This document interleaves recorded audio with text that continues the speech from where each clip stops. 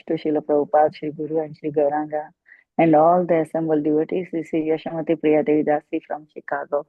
Hare Krishna, Yashamati Mataji, please accept my humble obeisance. Srila Prabhupada ki jai, Guru and Gauranga ki jai.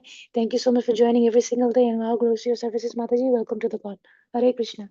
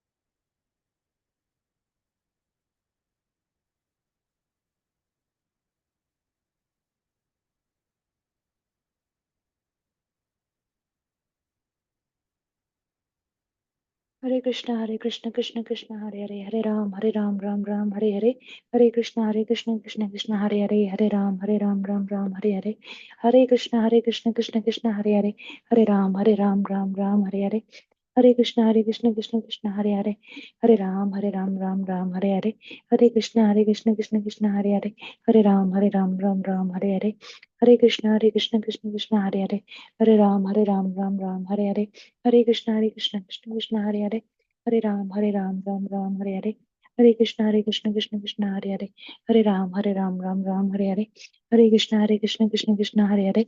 Krishna Hare Hare, Hare Ram, Ram,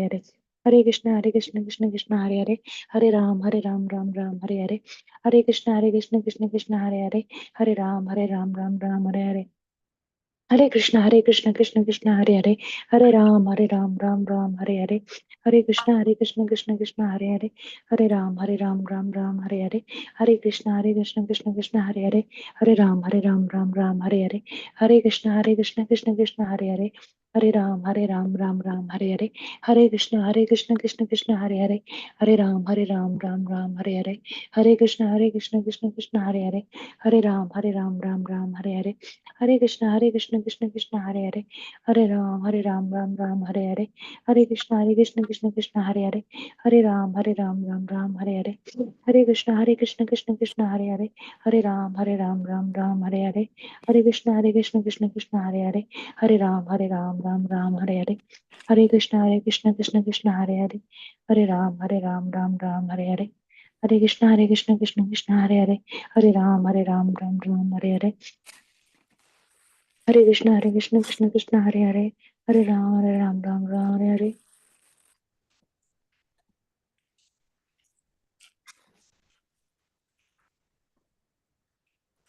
Hare Krishna, Krishna Hare Hare, Hare Ram, Ram, Hare Hare, Hare Krishna, Krishna Hare Hare, Hare Ram, Ram, Hare Hare, Hare Krishna, Krishna Hare Hare, Hare Ram, Ram, Hare Hare.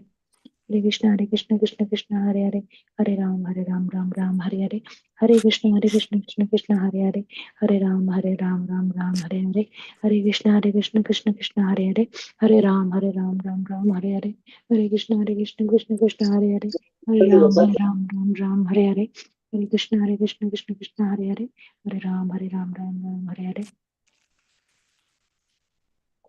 Hare Krishna, dear devotees, I welcome you all once again to Bhakti Sangha Japa conference call. Is there anybody else who would like to introduce themselves? So I can... Hare Krishna, dear devotees. I welcome you all to Bhakti Sangha Japa conference call. Once again, I would like to start by sharing a quote by Srila Prabhupada ji.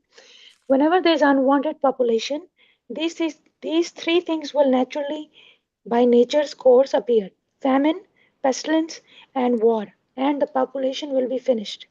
There was some unwanted population at the time, also for which Krishna arranged the war, battlefield of war. If we want very good population, very good generation, then we have to follow the principles of Bhagavad Gita. New York, May 30th, 1966. Srila Prabhupada ki Jai. Hare Krishna, dear devotees. Once again, I welcome you to Bhakti Sangha Java Conference Call. Today, we're very fortunate to have His Grace Jayananda Gauranga Prabhuji. Prabhuji will be enlightening us on the topic of Krishna is the source of all expansions. Hare Krishna, please accept my humble obeisances. Jayananda Gauranga Prabhuji. Thank you for giving your valuable time and association this morning. Very happy to have you on the call after such a long time. Waiting eagerly to hear from you. Shri Prabhupada ki jai, Guru and Gauranga ki jai. I hand over the call to you. Please take over, Prabhuji. Hare Krishna. Thank you, Mataji. You're able to hear me, Mataji? Yes, Prabhuji. So, today's topic is Lord Krishna as a source of all expansions. Hare Krishna, Prabhuji, we can see your screen, but there are some gray blocks.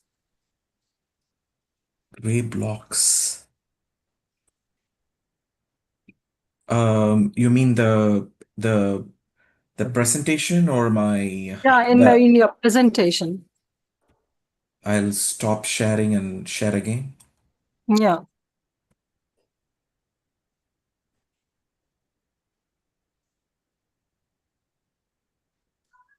Is that better, Mataji? Yes. Yes, Prabhuji. Yes, Prabhuji. Now it's good. Thank you so much. Okay.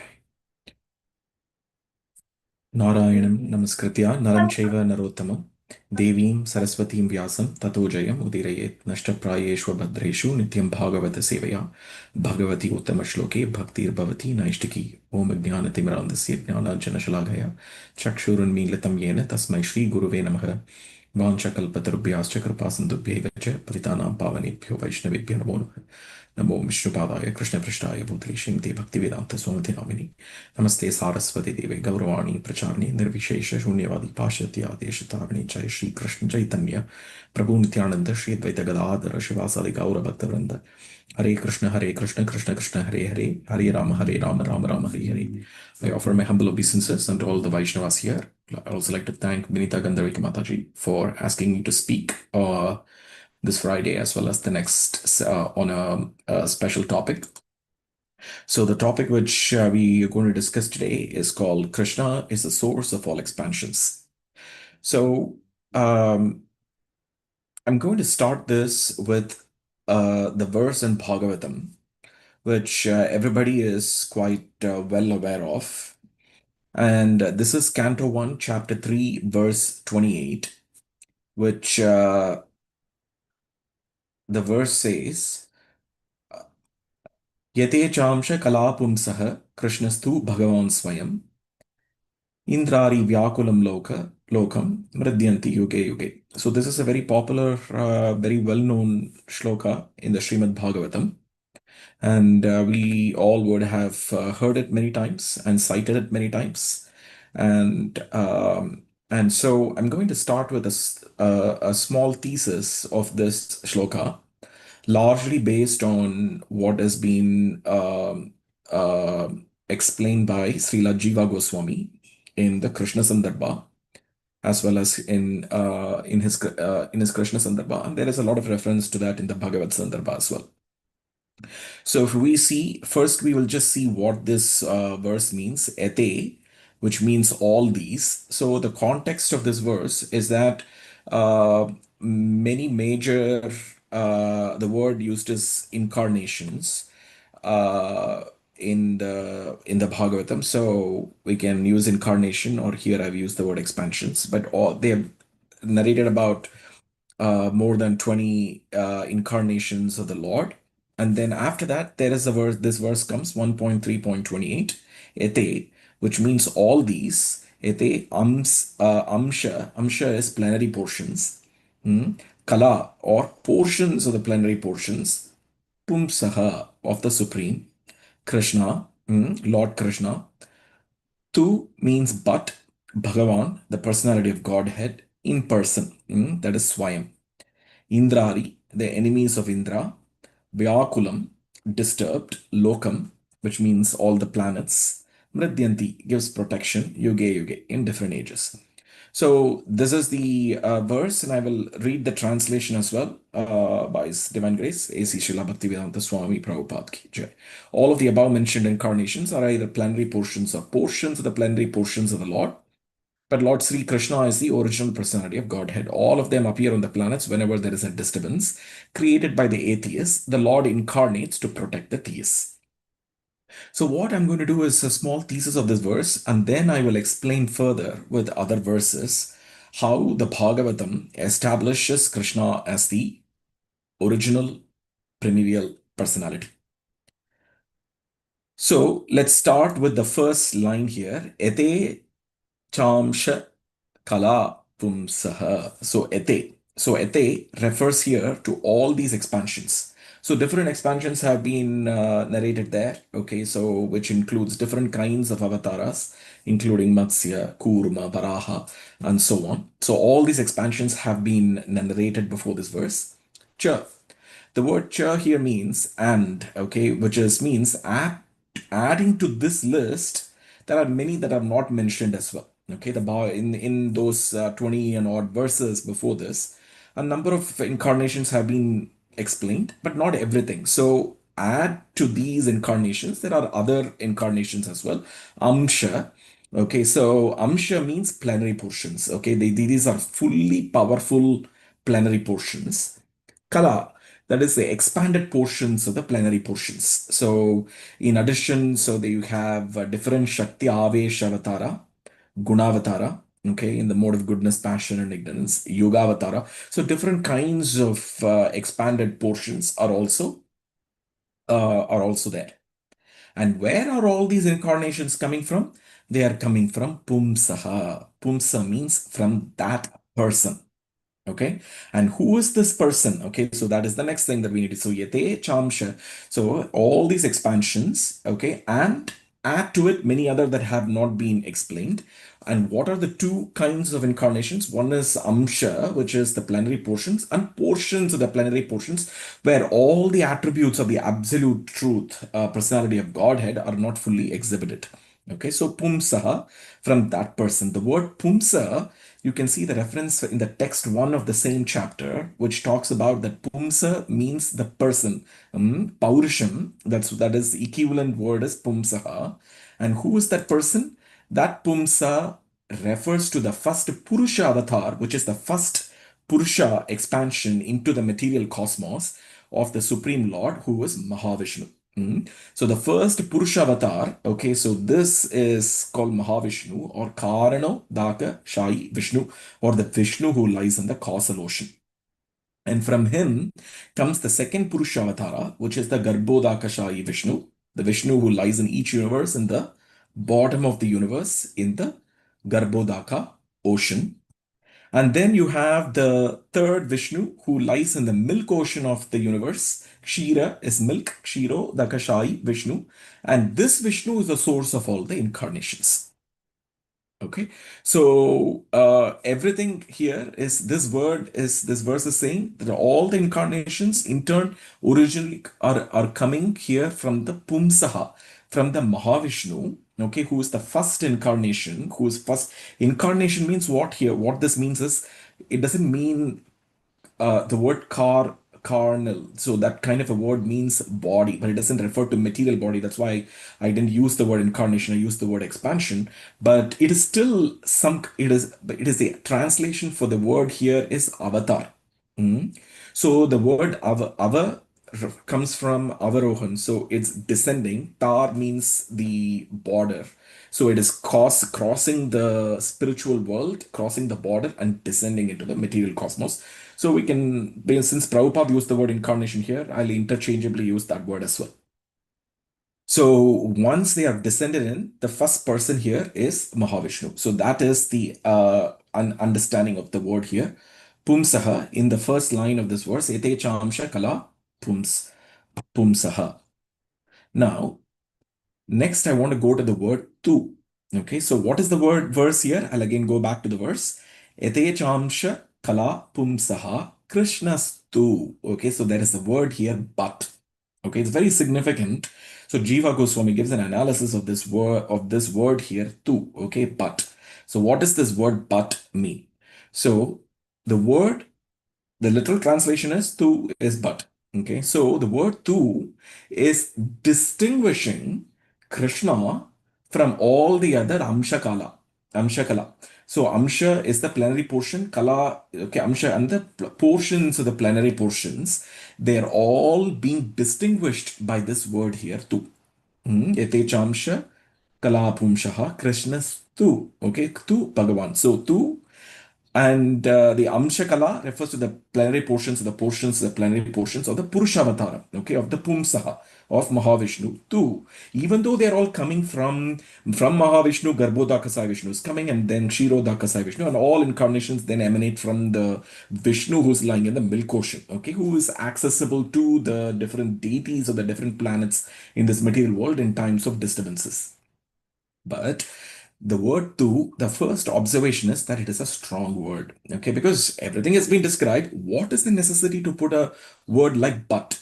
Okay, so we say all these are, they have they could have just avoided this whole sentence and just described the different incarnations and then just moved on. But then they added the sentence and added one word called but. Okay, so we have described all the above plenary portions and portions of the plenary portion, but so it is the first observation Jiva Goswami makes here is that is a strong word. Then two, that means now there is a change in the category. So but means after that there is going to be a change. So there is a difference. There is a change. So there is one example here, okay, which is all the people in the room are important, but that person is the president. So here, up to this verse, the different incarnations have been described. All the people in the room are important. Okay, all the incarnations, they're all plenary portions. So they're all important. But then there is a but. But that person is the president. So that is the analogy of the word. Krishnastu Bhagavan Swayam. So president is in a different category. So the word tu is taking this into a different category and says that all the above mentioned incarnations are plenary portions of the Lord, but Krishna is in a different category. Okay, he is one among the many. He is of a different category. Okay. The next verse, what I'm analyzing here, is called Bhagavan Swayam. Okay, so the word Swayam, okay, which means in person. Okay, so that is how it is translated here, is in person. So in person, Krishna is the supreme personality of Godhead. Bhagavan Swayam together means he's a supreme personality of Godhead in actuality, in person, in reality, so this Bhagavan Swayam, the other meaning of this would be that he's the origin of everything. He's the primordial cause of all causes. And even though the Bhagavan Swayam also would mean that even though Krishna is included in the list of incarnations, he's still the source of all others. Therefore, he is distinguished. Yate Chamsha Kala Pumsaha Krishnastu Bhagavan Swayam. The word Swayam, Jiva Goswami says that it also signifies supremacy. Okay, it signifies the supremacy of the Lord and that he is the Samam Bonam. Okay, which is where we can see the Lord face to face in the 10th canto, which is named the Samam Bonam. So that is again signified in this word called as Swayam. Okay, so Yate Chamsha Kalapumsaha Krishnastu Bhagavan Swayam. So he is the origin of everything. The word Bhagavan Swayam would mean here is the origin of everything. Even though Krishna is included in the list, he is still the source of all others. It signifies the supremacy of Krishna and that he is the Samam Bonam of all that exists. And the next part of this shloka, which says Indrari Vyakulam Lokam Ridyanti Yuge Yuge. This is the general function of any incarnation.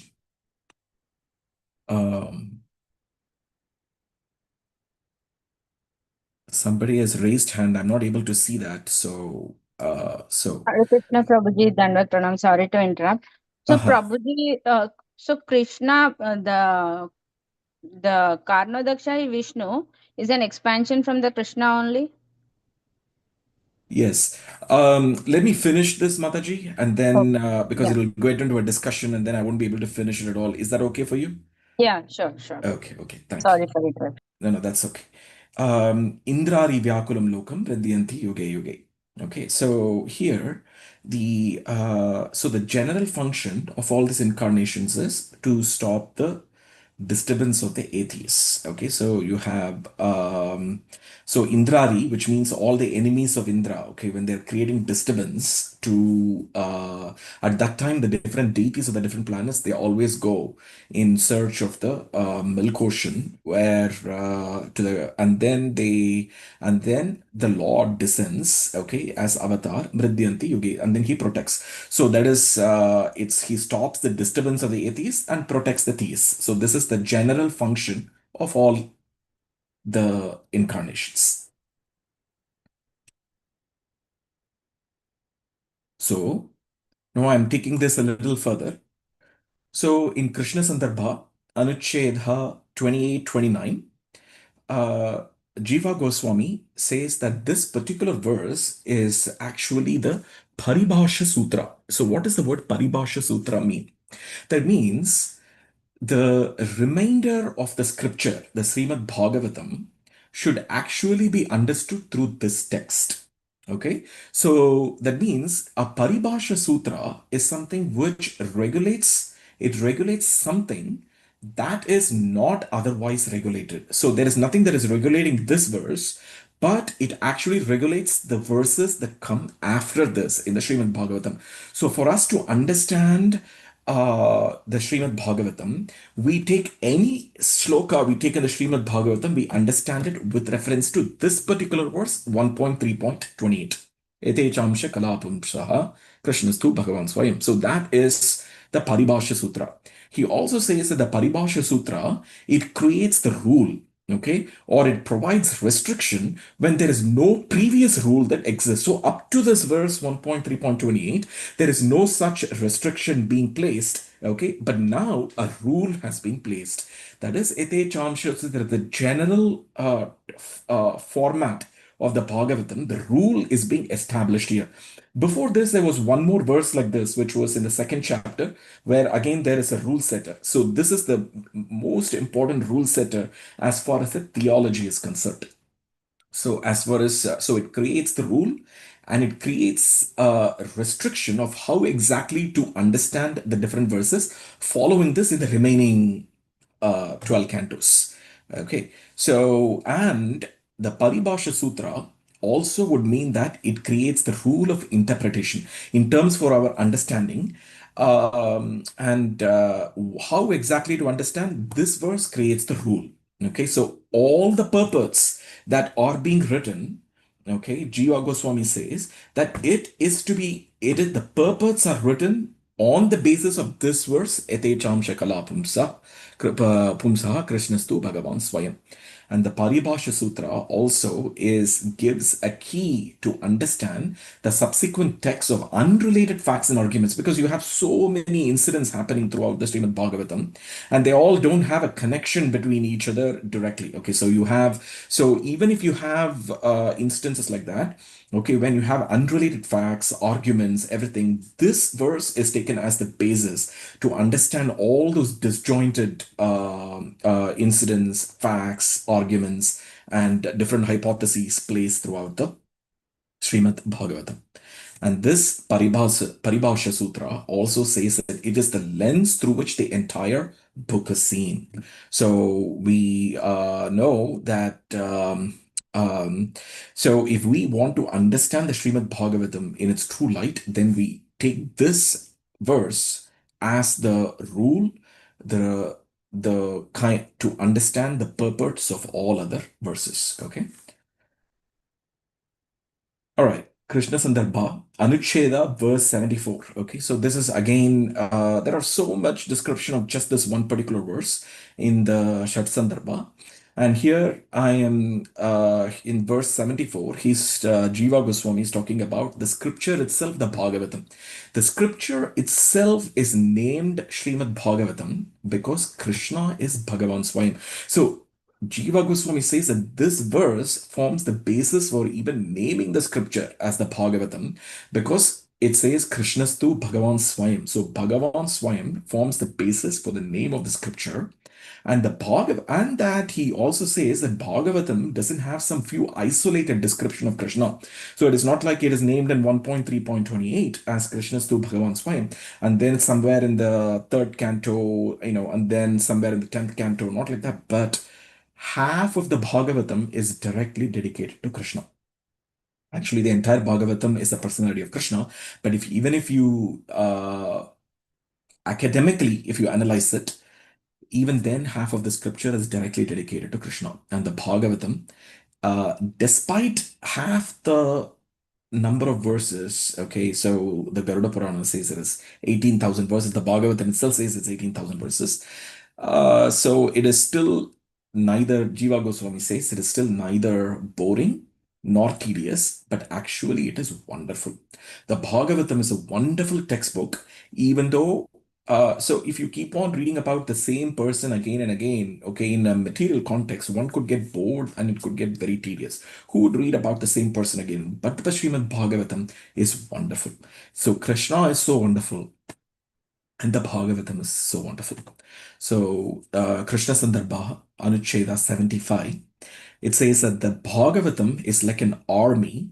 And this verse, which says that Krishna is the source of all expansions, is Krishna is the monarch. Okay, just as the Bhagavatam is an army, and this verse says, and according to this verse, this particular verse, 1.3.28, is the monarch. So there are two other verses where Jiva Goswami says supports this text 1.3.28. That is, and one of the text is where it is the same word Swayam is used. Swayam eva hari kila. Swayam eva harihi kila. So this is 9.24.55. Again, this is about before the descent of Krishna. There again says that the original primeval Swayam Bhagavan is the Swayam, the personality, the original Hari, the supreme original Hari, Swayam, in actuality is descending. So the word Swayam is used in this context again in corroborating and supporting this verse 1.3.28. And then in the another text where Jiva Goswami cites here is in the 10th canto, first chapter, again with the descent of Krishna. Sakshat Bhagavan Purushaha Para.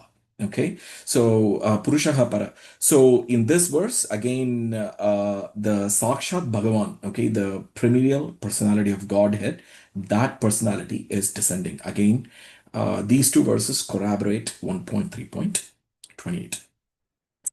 So at this stage, what I'm going to do is, okay, so this is an analysis of the purport of Prabhupada, and where he cites actually from the Bhakti Rasamrita Sindhu, and where 64 qualities of transcendental qualities of Krishna are described, and we can find that in the Nectar of Devotion, and all the qualities are present 100% in the personality of Krishna, and he says in the different forms of Vishnu, Vishnu Tattva, 93% of these qualities are present in full. But whereas if you see in all these, I've drawn a line here to show that these are all the Jiva souls. The topmost of the Jiva soul is Brahma, where 78% of the qualities present in the transcendental personality of Krishna are exhibited in full. Whereas the different devatas, you can have the deities of the different planets, we have 70 parts of the 78% of these qualities are present partially, whereas the individual, the human beings and other living entities we see here in a very minute quantity, the 78% of these qualities are present. Lord Shiva, I've distinguished between because he is neither a Jiva nor in this category, and Prabhupada himself says that he is neither this nor there. So, and there 84% of the qualities are present in full. So clearly, no living entity, in the purport, Prabhupada says that no living entity can ever aspire to be Lord Shiva, okay, because he's a separate category of his own. No living entity can ever be Lord Shiva, nor ever be Vishnu, because they can never even aspire to be. However, a Jiva soul can always aspire to someday become establish to exhibit all the 78% of the qualities in full as Brahma, but one cannot become Lord Shiva. So Dhruva Maharaj meditates on Lord Krishna. So what I'm going to do here is I'm going to take 6 different instances where it shows in the Bhagavatam. This is not exhaustive. In the interest of time, I think I've taken about 5 or 6, where people might wonder, those who are in there is a common misconception that Krishna is because all the incarnations come from the Vishnu in the milk ocean, the Kshirodakasai Vishnu, that as though Krishna did not exist before, okay, or and he just came in the 28th cycle Dwapar Yuga just 5,000 years ago. But all these different 6 instances will establish to us that how Krishna is always eternally present, okay? Always eternally present. And you can also see that the other expansions are also eternally present in their respective planets. I'll talk about that soon, like Lord Nrsimha is also there in his own planet in the Vaikuntha Loka. But here and that Krishna is that all of these different personalities in the Bhagavatam, even though they are referring to Narayana, but they also refer to Krishna. But if it was true that it was only an incarnation of Vishnu and he appeared only 5,000 years ago, then there is no reason why Dhruva Maharaj would meditate and on Lord Krishna. So here is a shloka in Canto 4, chapter 12, verse 22. Tam Krishna Bhada Binivishta Chetasam Badhanjalim Prashraya Namrakandharam Sunandanantha Vupastraya Sasmitham Prachutuhu Pushkaranabha Samathau. So what this verse says here is Tam Krishna. So Dhruva Maharaj is saying this thing, Tam Krishna Bhada Binivishta Chetasam. So this is after everything is Dhruva Maharaj is going to go back to Vaikuntha. So he's leaving at that time. I'm giving the context of this verse. The context of this verse is there is an airplane coming, okay, and this airplane and then the Vishnu Dutas, okay, the names are mentioned here as Sunanda and Nanda, okay, Sunanda, this is an amazing airplane has come to take the Dhruva Maharaj back to the spiritual abode, okay. So at that time, it is said here, Tam Krishna Bhada Binivishta Chetasam. So him, so this Krishna, so the word Krishna is mentioned here. Krishna, Pada Binivishta Chetasam. So because Dhruva Maharaj was completely absorbed in thought of whose lotus feet? In Krishna's lotus feet. That is the verse there. Okay, so if Krishna was just coming just 5,000 years ago, this verse would not have said Krishna Pada, right? It would have probably just said Vishnu Pada. Tam Krishna Pada Abhinivishta, that is absorbed in the thought, okay, and Chayatasa is heart, okay, and with folded hands, what did Dhruva Maharaj doing here? Badhanjalim, with folded hands, he bowed, okay, Prashraya Namra Kandharam, okay, Kandhara is neck, and he's bowing his neck. And then to whom is he bowing? The Vishnu Dutas here, who have a very, very agreeable personality. Sunanda Nanda, okay, Vupastraya Sasmitham, okay, so they approached him smiling and then addressed him, okay, Pratyuchatu Pushkaranabha, okay, because the Lord has a navel of, that has a lotus navel, and these are very agreeable, Samatha, okay, so this is describing Sunanda and Nanda. Let's see a small analysis of this verse. So the translation here is Dhruva Maharaj was always absorbed in thinking the lotus feet of Lord Krishna. His heart was full with Krishna when the 2 confidential servants of the Supreme Lord, who were named Nanda and Sunanda, approached him smiling happily. Dhruva stood with folded hands, bowing humbly. Then they then addressed him as follows. Okay, so the points to note here, Dhruva Maharaj, so this is the context. He saw the beautiful airplane with the Vishnu Dutas. Dhruva Maharaj's heart was full with Krishna, okay, and he was always absorbed in thinking of the lotus feet of Lord Krishna. Okay.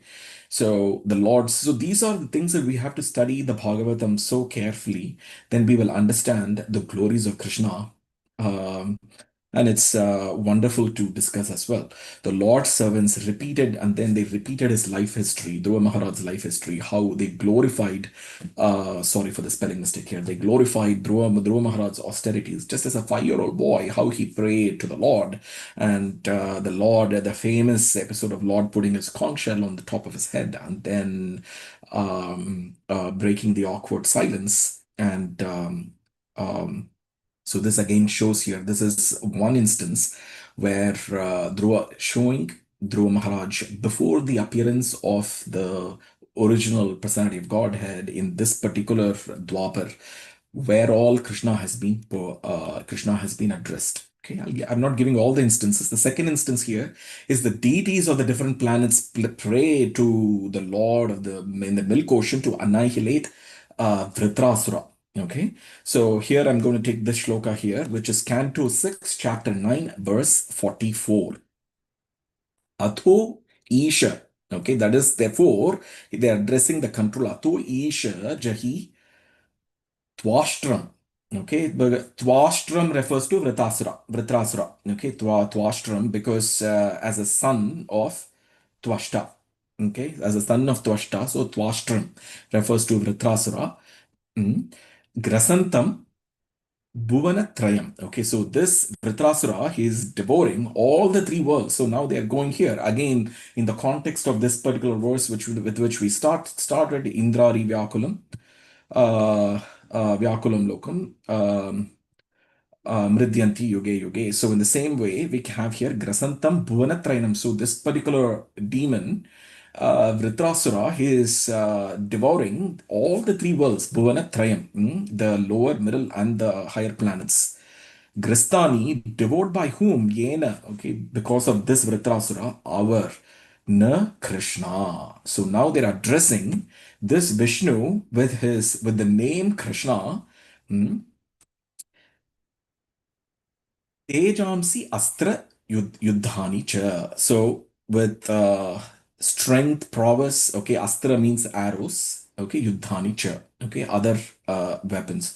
So the translation here is therefore, O Lord, O Supreme Controller, O Lord Krishna. So they're again addressing Krishna, okay. So if it was true that he only appeared 5,000 years ago, they would not address this Vishnu. This happened like several cycles ago. So, O Lord Krishna, please annihilate this dangerous demon Vritrasura, Twashta's son, who has already swallowed all our weapons, our paraphernalia for fighting, and our strength and influence. So everything is gone. Their strength is gone. We find ourselves in this kind of a position all the time. So we find our strength. So whatever endeavors we do, it becomes a failure, and we don't have any influence. We think that we can handle it, but we have no influence. We have no strength. We have lost all our paraphernalia. In the same way, the deities of the different planets, they also are finding themselves in a similar situation. Therefore, O Lord, O Supreme Controller, O Lord Krishna, please annihilate this dangerous demon Vritrasura, okay, who has already swallowed all our weapons. Okay, he swallowed all our weapons,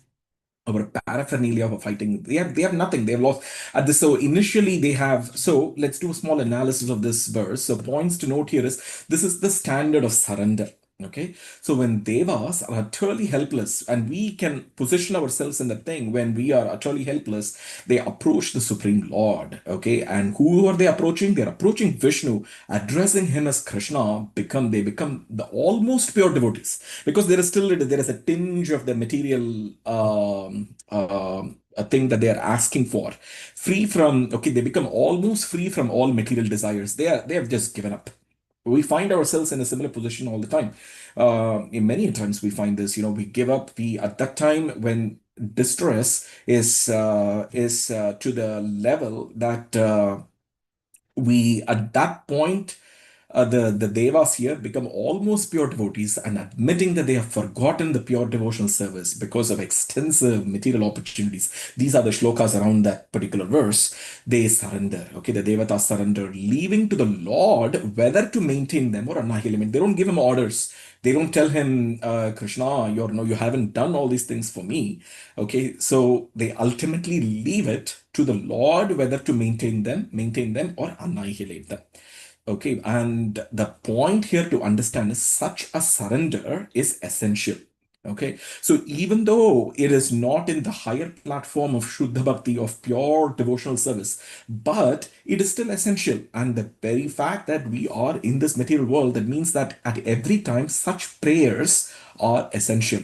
So a prayer which truly acknowledges the utterly helpless nature of our existence and to approach the Lord, to which takes us to a point of almost pure devotees. It is still not pure devotee because the intention is still for the Lord to protect us. And therefore, we should also seek protection of the Lord. Okay, so we should seek, and such a surrender is essential. Of course, at one point of time, there is the pure devotional service, which is devoid of any kind of material contamination. And this is a point to note here. Next verse we'll take is Sri Prahlada's statement to his father. Okay, so this is a famous verse again, and this is before the appearance of Lord Nrsimha, and there again Prahlad Maharaj exclusively praise to quotes cites Krishna there. So again, one would wonder where is Krishna, where is Krishna before the appearance of Lord Nrsimha, which took place several yuga cycle in some Satya Yuga several cycles ago. And so why would Prahlad Maharaj, he ideally should have addressed only as Vishnu, but then why did he address Krishna? So again, we can find this verse here. 7th canto, 5th chapter, verse 30, famous verse, Matirna Krishna Paratha Swatova, Mitho Avipadhyate Grahabrathana Madanta Ghobi, Vishatam Tamishram, Punaha Charvita Charvana. Matir means Krishna. Okay, the Chaitanya Mahaprabhu, when he blesses Sarvabhauma Bhattacharya, he says, Krishna Matir Astu. May you go towards Krishna. Matir means towards. Krishna Matir Astu. But here, Prahlad Maharaj is using the opposite word of Chaitanya Mahaprabhu. It's a sarcastic comment, okay, because he's saying his profile is telling his father he is not going to understand this. Matir na Krishna. You're not going to go towards Krishna. Parataha. Because just by, even if others instruct, you're not going to go. Swatova, on your own also, you're not going to go. Mitho, okay, which is a combination of these two. Okay, so by a combination of self-effort and because of others. So other Vaishnava devotees, they're all coming and saying, oh, please chant Krishna, please chant Krishna. But then we cannot chant Krishna. On your own also, you cannot chant Krishna. Abhipadhyate. Okay, why is that? Okay, so it's not going to happen. Why is that? Griha vratanam. Because excessive attachment to the material life. Adanta gobir. Okay, so excessive sense enjoyment. Go is senses. Adanta, uncontrolled sense enjoyment. Vishatam is means entering. What is he entering? Tamas is darkness. Okay, ashram means house. So what is the house of darkness? That is called hell. Okay, so tamishram, that means you're verily entering hell. Punaha. So again and again you're doing the same thing, Charvita Charvanam. But the reason I'm citing this verse is because Matirna Krishna. Okay, because he's saying you're not going to go towards Krishna. So Prahlad Maharaj, before the appearance of Lord Nrsimhadev, he clearly all the spiritual truths are fully understood in these personalities. Whether before this we talked about Dhruva Maharaj, we talked about where he's fully absorbed in the thoughts of Krishna. Then the second, we took the examples of the different deities of the different planets, okay, who are addressing Krishna. And here Prahlad Maharaj addressing Krishna, Matirna Krishna. So this is the reason why I put this word here, because there are so many important teachings of Prahlad Maharaj. In fact, one of the longest set of prayers offered in the Srimad Bhagavatam is that of Prahlad Maharaj. In the 8th chapter of the same canto, there are almost 48 verses, or 47.8 through 50, I think some 42 verses or 48 verses are there of Prahlad Maharaj prayers. But I distinguish this verse because it clearly says Matirna Krishna Parataha Swathova. So if we had a translation on this verse, Prahlad Maharaj replied, because of their uncontrolled senses, persons too addicted to materialistic life make progress towards hellish conditions and repeatedly chew that which has already been chewed. Their inclination. So we can constantly see this. We do the same thing. We try to, we go to school, we come back, we help our kids wake up. We keep doing the same thing again and again and again every day. Their inclinations towards Krishna are never aroused. Okay, such completely involved in the material life, in the household life, there is no possibility of Krishna consciousness. Are neither aroused either by the instruction of others. They won't even like if you say anything to them, by their own efforts or by a combination of both. So points to note here. We can see that this is a sarcastic comment, okay, because Prahlad Maharaj is saying that these words, okay, Bhatirana Krishna, see, you don't have to bother, okay. He's telling his father Hiranyakashipu is telling Prahlad Maharaj, where did you go learn all this from? Because his own two teachers, who are the sons of Shukracharya, have not taught him this. So where did you go? So you don't have to bother because you are not going to go towards Krishna learning this because Griha Vrita, okay, because you are living very comfortably in this material world, you cannot understand Krishna. Those who want to comfortably live in this material world cannot understand Krishna. Chewing the chewed, those who try to adjust, this is Prabhupada is saying this, those who are trying to adjust their material life to get happiness. So we do so many things to get happiness, okay, by adjusting our material life. Like we do, okay, if we go to a friend's party, maybe we'll be happy. Maybe if we go do that, we'll be happy. Maybe if we do this, we'll be happy. But no matter how we adjust our material life, we're not going to be happy. What needs to be done, Prahlad Maharaj is saying, is need to be blessed by the dust of the devotees. That is what is not there in the father Hiranyakashipu. He says you need to be blessed by the dust of the devotees. There is a verse by Kulashekara Alvar in one of his songs that he composed, which is um, um,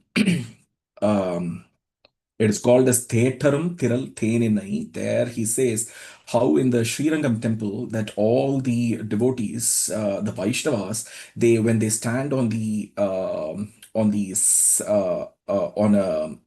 on a wet sand, there the footprints of all the Vaishnavas are there, and Kulashekara Varvar, he wants to take all that mud and put it on him, because in that way he will be blessed by the dust of the devotees. Similarly, we can see other instances where um, um, um, the dust of the devotees, like the gopis, were all exalted spoken in an exalted way by Narada Muni. So the next verse I will take, I think one this and then maybe one more and then I'll stop. So talks between Narada Muni and King Prachina Barhi. So this is in Canto 4 again. Okay, so there is no need here for talking about Krishna here, but there is a verse by in the fourth canto, 29th chapter. Bhakti hi Krishne Daya Jiveshwa Kuntagyanam Atmani. Jiveshwa Kuntagyanam Atmani. So that means he's talking here about the devotional service unto Krishna. Okay. Yadishyad Atmano Bhuyat Abhavaghastu Samstreham. So Samstreham. So here again he's talking about the devotional service to Krishna. Okay, so this is another verse. The translation is, if a living entity is developed in Krishna consciousness and is merciful to others, and if his spiritual knowledge of self-realization is perfect, he will immediately attain liberation from the bondage of material existence. Okay, so here is the another incident, 8th canto. Krishna delivers Gajendra. So if we take this particular incident, again we can see that at the end of instead of the episode of Gajendra, it is said that it is Krishna who saved Gajendra. So that is this verse. Etan Maharajat Tavaritho Maya Krishnanubhavo Gajaraja Mokshanam. Krishnanubhavo Gajaraja Mokshanam. Whoever is delivering Gajaraja's Gajendra has given him liberated him from all the material problems. Who is that? It is because of the unlimited mercy of Krishna.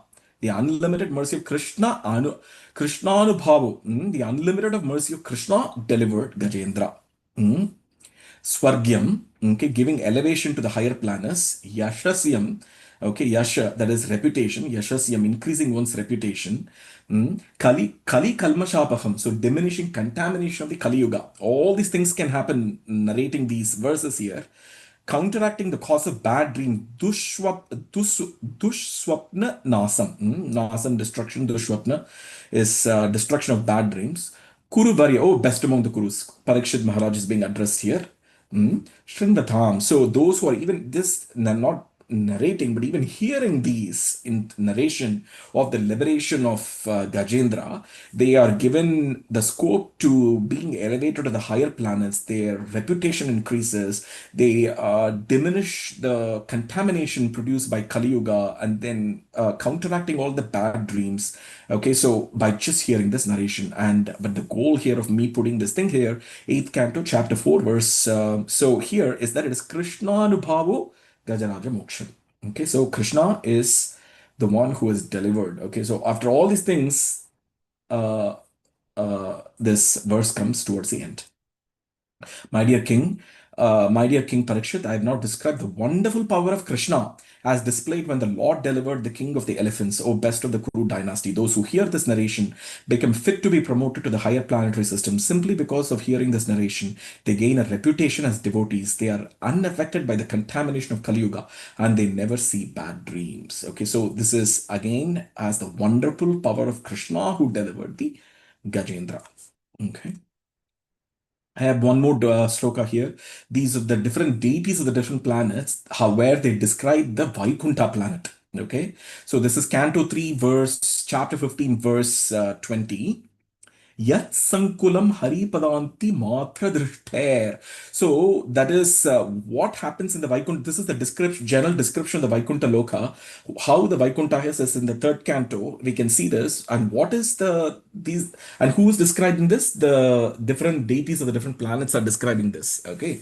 So this is before the when during the pregnancy of Diti, at that time they see all bad omens. Again, they're concerned. Okay. Again, corroborating this verse 1.3.28. Indra Rivakulam Lok. Madhyanti Yuge Yuge. Same thing. So yet. Okay. So this by yet, because it's talking about Vaikuntha in the previous verses. So yet Sankulam. Okay. What is it? It is this Vaikuntha Loka is pervaded with who? Those who are simply, they're all completely Krishna conscious. Hari Padanti Matra Drishter. All they're able to see is only Krishna. Okay, the lotus feet of Hari. And then Vaidurya. This is a general description of Vaikuntha. So Vaidurya, Marakata, there is emerald, Hema, gold. Okay, so Mayur, and all the airplanes there, they are made of all these things. Today, and Prabhupada comments about this in a different verse in the Canto 4. Dhruva Maharaj chapter as well, like how the modern day airplanes are just made of some base metal, but in the Vaikuntha, they're all made of all these Vaidurya, Marakata, Hema, and then Yesham. So for all the passengers, okay, there.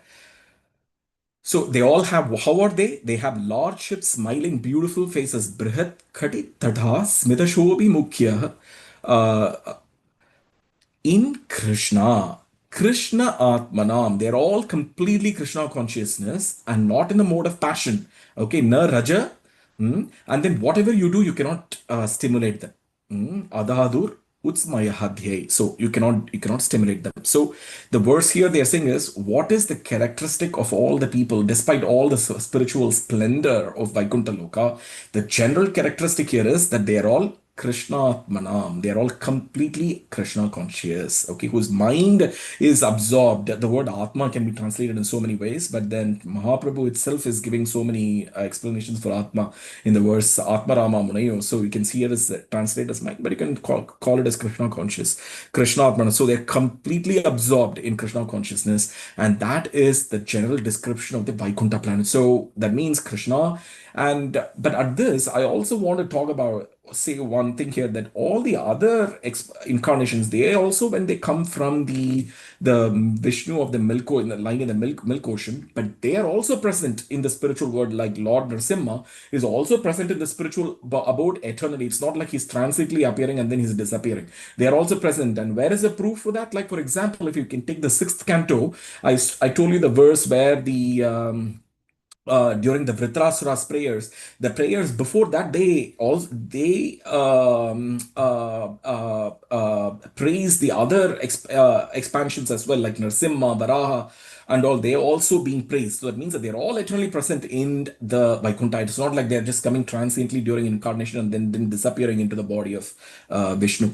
And and you can also see in the fifth canto of the Srimad Bhagavatam, the famous prayers of Prahlad Maharaj. He also prays there to Lord Nrsimha. There also in the before the description of the Jambudvipa. There also you can see his thing. So with that, so this is a translation of this verse. The inhabitants of Vaikuntha travel in their airplanes made of I don't know how to pronounce this, lapis lazuli, emerald and gold. Although crowded by their consorts who have large hips and beautiful smiling faces, they cannot be stimulated to passion, that is Raja, by their mirth and beautiful charms, being absorbed in Krishna. The translation doesn't use the word being absorbed in Krishna, but since it is there here, I just added in parentheses just for our understanding. Krishna Atmanam. So I just added that here just to for the sake of the topic. The points to note here is that the essence of all residents in spiritual world, there's pure love and one-pointed desire to please Krishna. That is the essence of this work. There is in Vaikuntha, all the living beings, they have one-pointed desire to please Krishna. The residents mop the floor. So this is just an extra point from the surrounding verses, not this verse alone. The residents of Vaikuntha, what are they doing there? They mop the floor. There is no dust at all. But simply to satisfy Krishna, they keep mopping. So they're eager to receive the grace of the Lord because they want Krishna to note them, and then they keep mopping the floor, the marble. It's there is no dust in the material in the spiritual world, but they keep mopping so that they are somehow or the other, if they can please Krishna. So with that, I will end this chapter today, which is a small thesis on this verse. Etecham shakalapum saha Krishnastu Bhagavan Swayam. And with that, I again thank Vinita Gandharki Mataji and offer my humble obeisance all to the Vaishnavas. Vancha kalpadrabhyascha kripa sindhubhyevacha patitanam pavanebhyo Vaishnavebhyo namo namaha. And this is a very exhaustive topic, and I am probably have not done justice to it because I try to finish it in it's about 52 minutes have passed. We'll open it. If I missed a lot of things. There are many other shlokas in the Bhagavatam say to corroborate these. So I'll open this for discussion. Thank you very much. Hare Krishna. Hare Krishna, Prabhuji. Please accept my humble obeisances. Thank you for a very excellent session. You started from verse Canto 1, Chapter 3, verse 28. You also read the translation and explained Lord Krishna has 128 expansions, and you explained the meaning of the word Purusha, which means first person, who is Mahavishnu, Karna Dakshaya Vishnu avatar, and then second Purusha that comes from Krishna as well is Garbhodaya Dakshaya Vishnu avatar, and the third Purusha, Kirdaya Vishnu. Very beautiful class, excellent session. You gave us so many quoted from Bhagavatam, and explained all the verses in such detail and such depth. Very, very grateful to you, Prabhuji. Dear devotees, if you have any questions or realizations, please go ahead and share your realizations.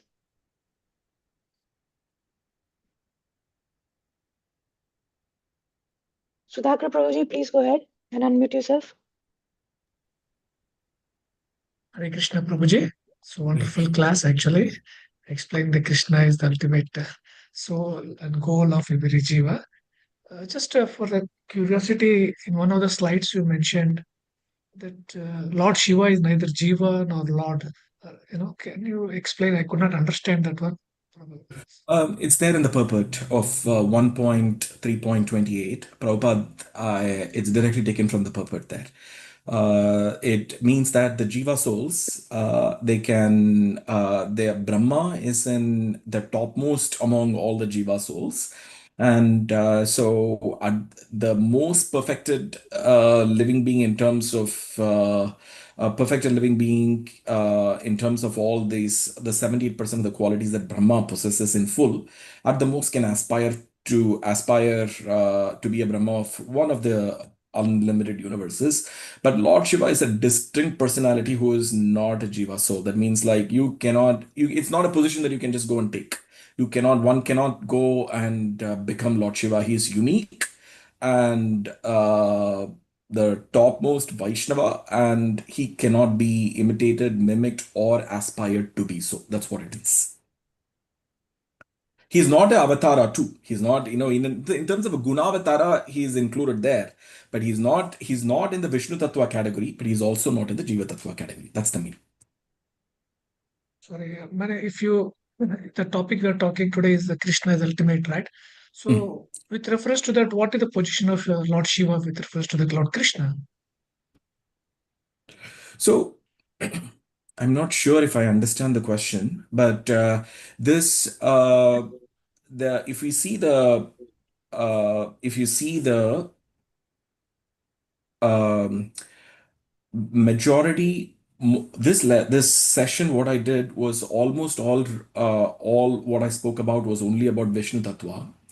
I did not speak about how he about the expansion of because everything emanates from Krishna anyway. So, like the individual living entities, even the Jiva souls, they are also simultaneously one with Krishna in that sense and different from Krishna. So, they are Abheda. At the same time, there is Bheda being. So, in that sense, there is. I didn't talk. That is why I didn't talk about Lord Shiva or Brahma or the Jiva souls. I restricted the whole presentation only to Vishnu Tattva. Okay. Because if we talk about others, it'll become a whole separate lecture, because then I would be talking about more concepts in Achintya Bheda if I have to talk about the Jiva soul. So I did not even touch the Jiva souls or Lord Shiva. The reason I mentioned Lord Shiva is because it is there in the purport of the text. Okay, Prabhuji. One more clarification. Sorry, Prabhu, can I ask you? Or other devotees can? No, that's fine. Go ahead. Of course, I'm trying to understand. I'm not a scholar.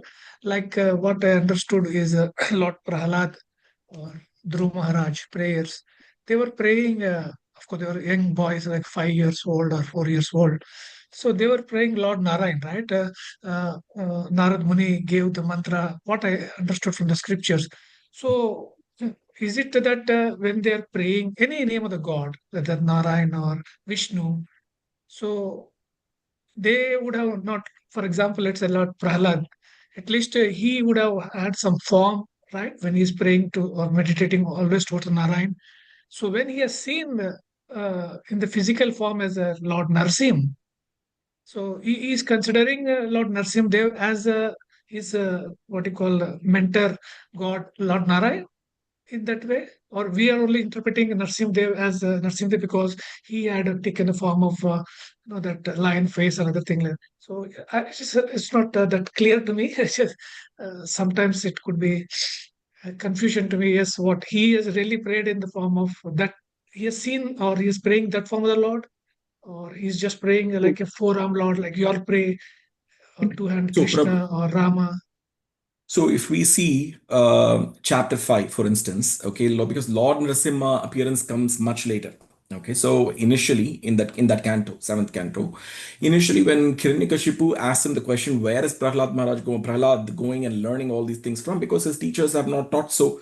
So then he gives only 3 verses. Okay, so one of the verses, the Shravanam Kirtanam verse, and where it says Shravanam Kirtanam Vishnur Smaranam, and then the next verse, that those who do these 9 things, they are even, they are all perfected. Okay, perfected, you can reach perfection. So that is one verse. Okay, I'm counting both together.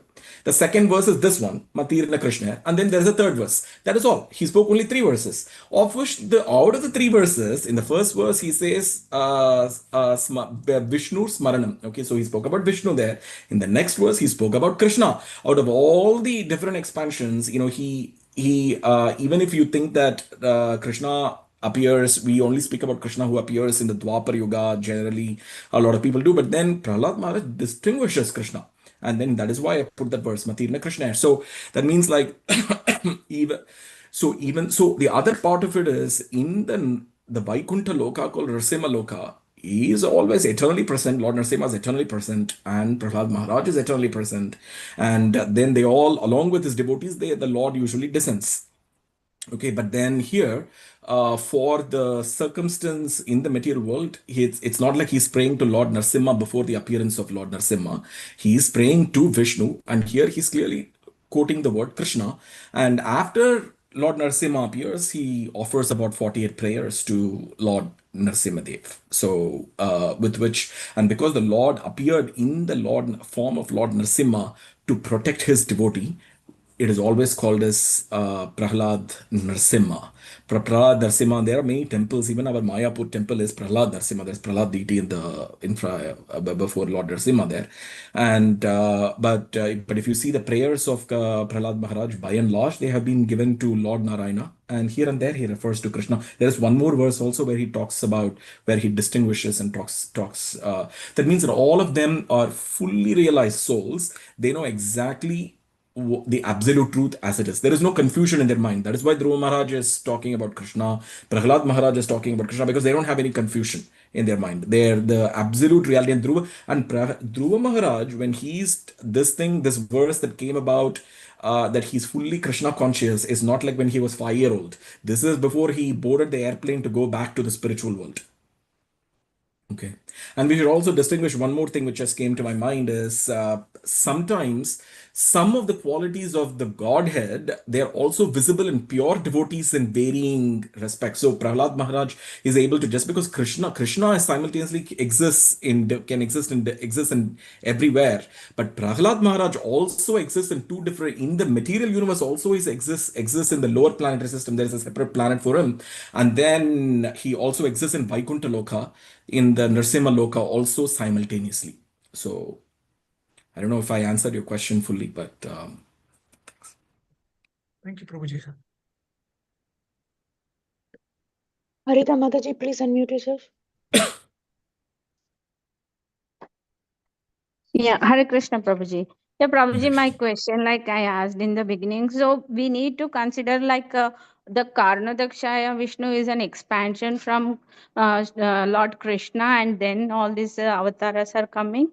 yes, because Karana Dakashayi Vishnu is the first Purusha in the material cosmos. The form of Vishnu is only in the material cosmos, even though it is spiritual, it is still spiritual abode, okay, because anything about the Lord is spiritual.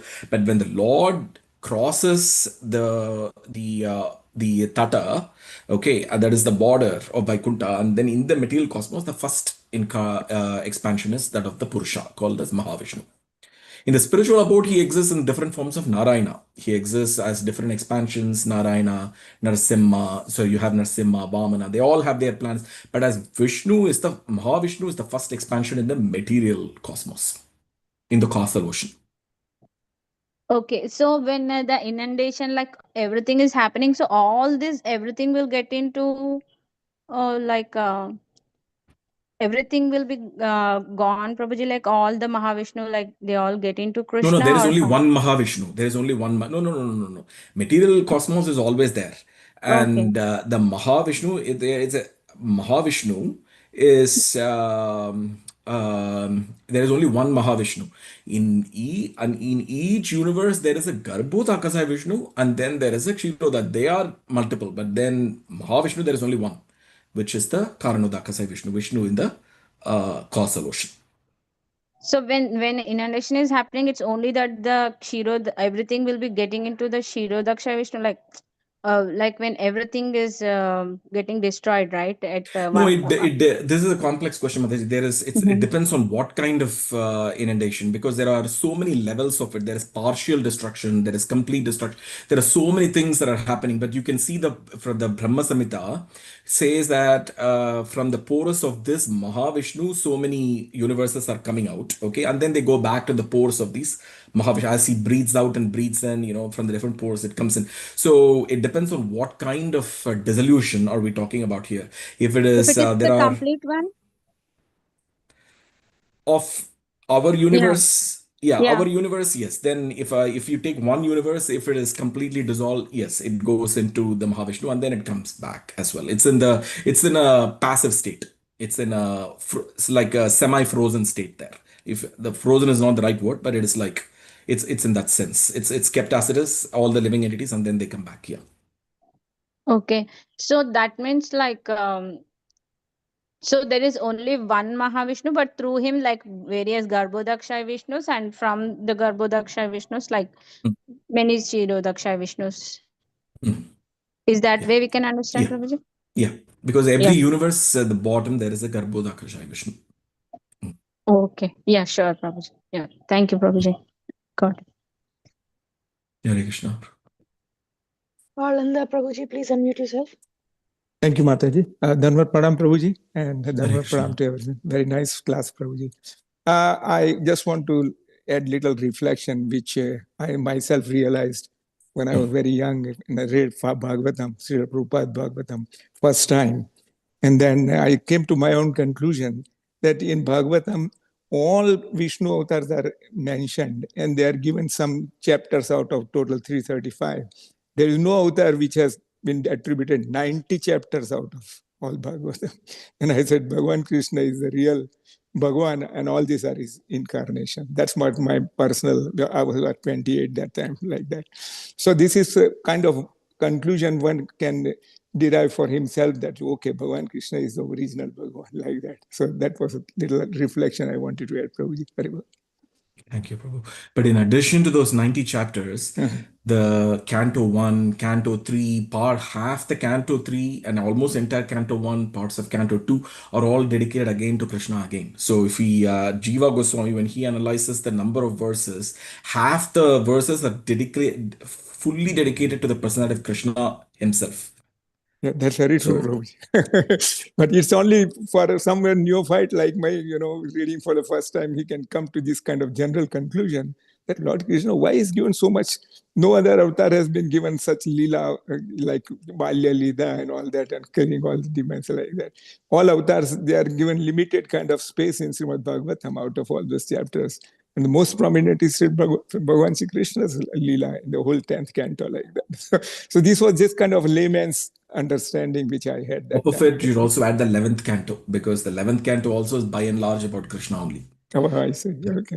Because all the Uddhava Gita, they Uddhava all come in the Gita, 11th canto, right? It's true. all there. Also, it is almost it is entirely on Krishna only. So That's right. Very well, Prabhu. Thank you. thanks, Prabhu. Hare Krishna. Hare Krishna devotees, is there any more questions or realizations anyone would like to share? Chinmay, which Priya Mataji is saying in the chat, Hare Krishna Prabhuji, a very nice presentation. Thank you so much. Thank you. Hare Krishna, Prabhu. Thank you so much. Very, very Thank you, interesting Mataji. class, and thank you for the collection of those verses that Krishna has mentioned. Looking forward to session 2 also, probably more verses. So it was a very intriguing class, Prabhuji. Hare Krishna. Thank you, Mataji. Munita Gandharika Mataji, please unmute yourself.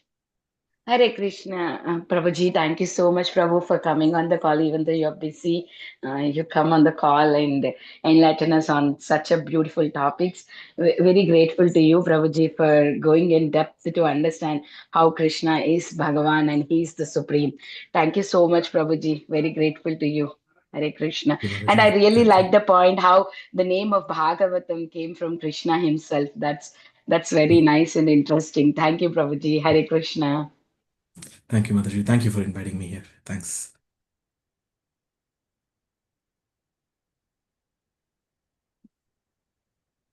Hare Krishna. Thank you so much, Harita Mataji, Sudhakar Prabhuji, Preeti Vilasni Mataji, and Vanita Gandharvika Mataji, and Paralanda Prabhuji for asking very nice questions. And thank you, Jayananda Gauranga Prabhuji, for so beautifully explaining. Hare Krishna devotees, if there are no more questions or realizations, once again, I would like to thank His Grace Jayananda Gauranga Prabhuji for his valuable time and association this morning. Thank you for a very excellent class, Prabhuji. Looking forward to your beautiful association next Friday. I would like to pay my obeisances to His Grace Jayananda Gauranga Prabhuji and all the assembled devotees. Vancha kalpata rubhyascha kripa sindhu evacha patitana pavanebhyo vaishnavyo Namaste Vaishnavi ki jai. Shri Prabhupada ki jai. His Grace Jayananda Gauranga Prabhuji ki jai. Jai. Hey, Hare Jai, Krishna Jai. Prabhuji, Dandavat Pranam. Thank you for Ki the jai. wonderful Hare class. Very Krishna. nice. Excellent class. Thank you, dear devotees. Thank you so much, Prabhuji, for the enlightening session. Thank you, We're Mataji. waiting for the next session eagerly. Thank you, dear devotees, for joining us. We'll stop here. I'm ending the call. Hare Krishna.